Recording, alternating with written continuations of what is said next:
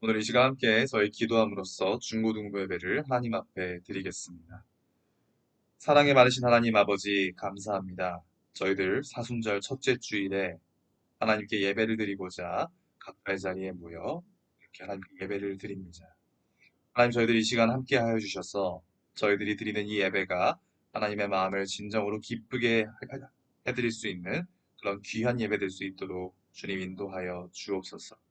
이 모든 말씀 우리 주 예수 그리스도 이름으로 기도하옵나이다. 아멘. 오늘 함께 보실 하나님 말씀은 신약 성경 4쪽에 있는 마태복음서 4장 1절부터 11절까지 말씀입니다. 마태복음서 4장 1절부터 11절까지 말씀 제가 봉독하겠습니다. 그 즈음에 예수께서 성령에 이끌려 광야로 가셔서 악마에게 시험을 받으셨다. 예수께서 밤낮 40일을 금식하시니 시장하셨다. 그런데 시험하는 자가 와서 예수께 말하였다. 내가 하나님의 아들이거든 이 돌들에게 빵이 되라고 말해보아라. 예수께서 대답하셨다. 성경에 기록하기를 사람이 빵으로만 살 것이 아니라 하나님의 입에서 나오는 모든 말씀으로 살 것이다 하였다. 그때 악마는 예수를 그 거룩한 도성으로 데리고 가서 성전 꼭대기에 세우고 말하였다. 내가 하나님의 아들이거든 여기에서 뛰어내려 보아라. 성경에 기록하기를 하나님이 너를 위하여 자기 천사들에게 명하실 것이다.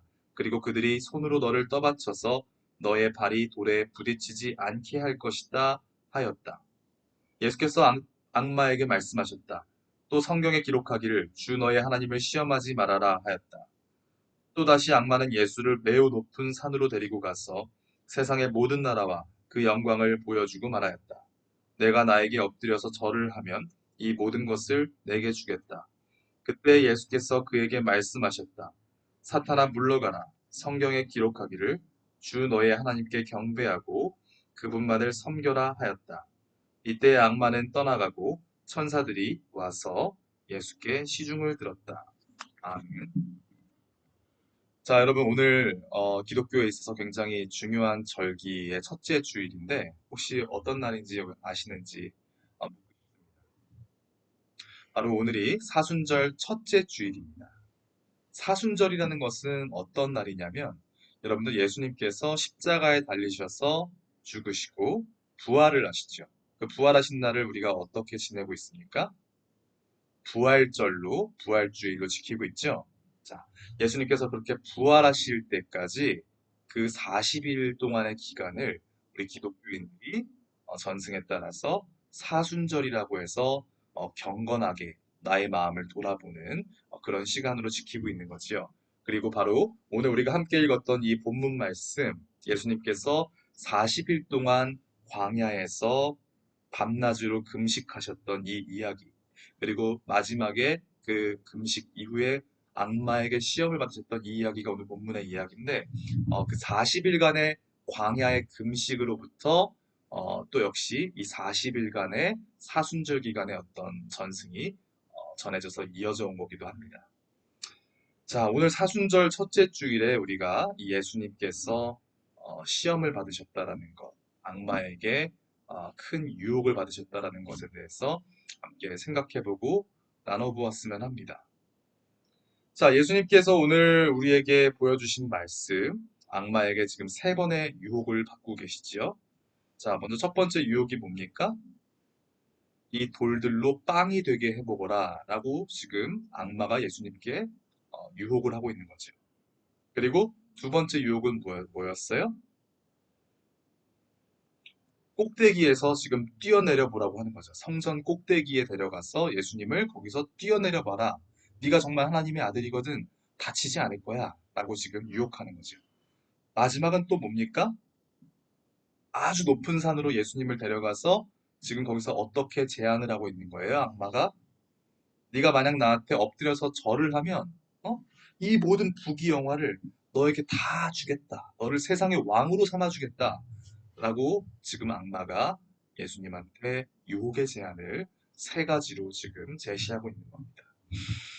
매우 솔깃한 제안일 수 있을 것 같아요. 저라면은 굉장히 솔깃할 수 있는 그런 제안일 것 같습니다. 특별히 마지막 제안, 세상의 모든 것을 주겠다라는 그 제안은 정말 인간으로서 솔직하게 끌릴 수밖에 없는 그런 제안이지요. 저는 오늘 중요한 것이 바로 이 본문의 말씀, 오늘 우리가 함께 읽은 이 본문의 말씀, 예수님이 유혹을 받았다는 이 사실이 바로 그 이전에 예수님께서 세례 요한에게 세례를 받으셨다는 그 사실과 이어진다는 것. 바로 거기에 우리 중요한 포인트가 있다고 저는 생각합니다. 하나님께서 예수님을 택하시고 너는 나의 사랑하는 아들이다. 내가 그를 좋아한다. 라고까지 고백하셨지요. 17절, 3장 17절, 오늘 본문 말씀 바로 전 구절인 3장 17절에 하나님께 이제 세례를 받고, 그 다음에 하나님께서 이렇게 말씀하시는 거죠. 이는 내가 사랑하는 아들이다. 내가 그를 좋아한다. 하나님께서 예수님을 두고서 그렇게 말씀하신 겁니다. 자, 그러고 나서 바로 이 오늘 본문 말씀인 광야에서의 40일 동안의 어떤 금식의 모습, 그리고 악마에게 유혹을 받는 모습이 이어지고 있는 거지요. 자, 중요한 포인트가 뭡니까? 뭐라고 생각합니까? 바로 하나님께 택함을 받고 하나님께 쓰이기로 결정된 자들일수록 바로 연이어서 유혹이 올 수 있다는 겁니다. 그래서 우리가 늘 깨어 있어야 된다는 거죠. 우리 스스로 늘 불철주야 돌아볼 줄 알아야 된다는 겁니다. 자, 악마가 지금 굉장히 머리가 좋아요. 악마가 지금 뭐라고 계속 속삭이느냐? 계속해서 하는 말이 있죠. 캐치프레이즈가 있죠. 뭐라고 합니까? 네가 하나님의 아들이거든. 네가 하나님의 아들이거든. 이것을 해보아라. 이렇게 해보아라. 이렇게 하면 내가 이렇게 하겠다. 네가 하나님의 아들이거든. 어떤 맥락일까요? 그게 악마가 지금 건드렸던 것이. 자, 예수님께 뭐라고 말씀하셨죠? 3장 17절에 내가 사랑하는 아들이다. 내가 그를 좋아한다. 자, 여러분 만약에 하나님으로부터 직접 이 음성을 여러분이 들으셨다면 어떠셨을 것 같아요? 굉장히 기고만장하지 않겠어요? 뭔가 특별한 것 같고, 나는 좀 구별된 것 같고, 나는 세상 사람들한테 뭔가 뽐내도 될 것 같은 그런 느낌이 들지 않겠습니까? 저는 그럴 것 같습니다. 솔직하게. 목사이지만 한 인간이기에 뭔가 나에게 어떤 특별한 하나님의 어떤 음성이 들려와서 너는 내가 정말 사랑한다. 너는 내가 너를 정말 좋아하고 나의 사랑하는 아들이다. 라고 하나님께서 음성으로 저에게 전해주신다면 저는 굉장히 기고만장할 것 같습니다. 그래서 누군가가 나에게 야, 너 정말 네 하나님의 아들이라며 이거 한번 해봐. 라고 말했을 때 발끈하면서 그래, 내가 하나님의 아들인데 이 정도도 못할까? 보여줄 수도 있을 것 같습니다. 그런데 중요한 건 바로 예수님께서 자신의 자신이 이 세상에 오신 그 본질을 잊지 않으시고 하나님께서 자신을 보내시고 선택하신 그 본질을 잊지 않으시고 악마의 유혹을 단호하게 물리치셨다는 것에 있습니다. 그 악마의 간교를 물리치실 때 어떤 것을 통해서 물리치시느냐? 바로 하나님의 말씀, 성경 말씀을 통해서 악마를 물리치고 계시는 거지요. 이 사실이 매우 중요합니다. 자, 여러분들 하나님께 각자 다 저는 선택받은 삶이라고 생각합니다. 쓰임새가 다르겠고 각자 저마다 색깔이 다르겠지만 하나님께서 분명히 여러분들을 소중하게 생각하시고 귀하게 여기시고 각자의 자리에서 하나님의 일을 쓰임받게 하시기 원한다는 것을 저는 믿습니다. 저 역시도 마찬가지고요. 자, 그럴 때마다 여러분들이 하나님께 선택받고 하나님의 일을 위해서 쓰임받을 때마다 유혹이 찾아올 때가 있을 겁니다. 그럴 때 여러분들 예수님께서 성경을 통해서 말씀을 통해서 그 모든 것을 물리치셨다는 것을 우리가 이 시간 기억했으면 좋겠습니다. 예수님께서도 자신의 척도를 말씀에 근거했다는 것이지요. 하나님의 아들이시고 하나님의 독생자셨던 그 예수님조차도 성경을 통해서 자신의 어떤 척도로 삼으시고 그것을 나의 유혹에 대적할 수 있는 무기로 삼으셨다는 겁니다. 우리 스스로 굉장히 자의적인 해석을 내려서는 안 됩니다. 우리에게 뭔가 어떤 유혹이 들어왔을 때, 이거 이렇게 하는 게 어떨까? 이거 저렇게 하는 게 어떨까? 야, 이거 한번 해볼래? 라는 무언가가 들어왔을 때, 우리 스스로 무언가 판단을 내리려고 하고, 나 스스로가 주체가 돼서 뭔가를 결정 내리려고 하기보다는 하나님의 말씀은 어떤 것이었을까? 하나님이 정말 원하시는 것은 무엇일까? 하나님 말씀에 근거해서 내 판단을 내려봐야지. 그 말씀에 비추어서 내가 결단해야겠다.